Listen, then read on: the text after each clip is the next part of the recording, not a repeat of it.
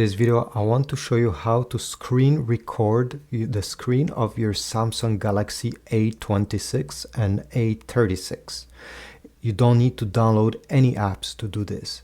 Drag down from the top right corner, and over here one of the icons will be the screen recorder. If you do not see it, simply drag down so you unveil all the icons. The one we're looking for is this one, screen recorder. It should look like this. If you do not see it over here, don't worry, you can add it simply by clicking the pen, edit, and from here you should see screen recorder, and you can bring it to be with the other icons. Anyway, let me click on it. So screen record. To record the sound, we have three choices. Choice number one, there won't be any sound recorded while you're screen recording. Choice number two is media, which means that all the sound out of the app, so if you're watching YouTube and you're screen recording, well, the audio of YouTube will be recorded. And finally, we have media and mic. So on top of that, you also have the mic of your phone, so you can record yourself talking. You also have show taps and touches. If you enable this, every time you tap the screen, you're going to see it on the recording, like a small dot appearing, showing that you have touched that place of the screen. I don't want that.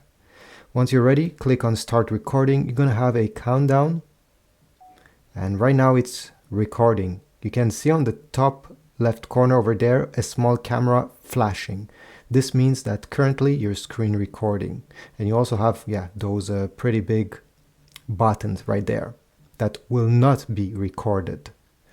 Once you're done recording, and by the way, you have a few tools. So you have this pen where you can actually draw over, all right, delete.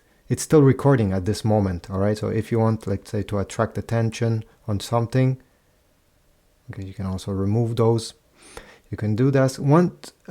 If you want to pause the screen recording, you have the pause button. So you can pause, do something else, let's say circle this, right? And then continue recording.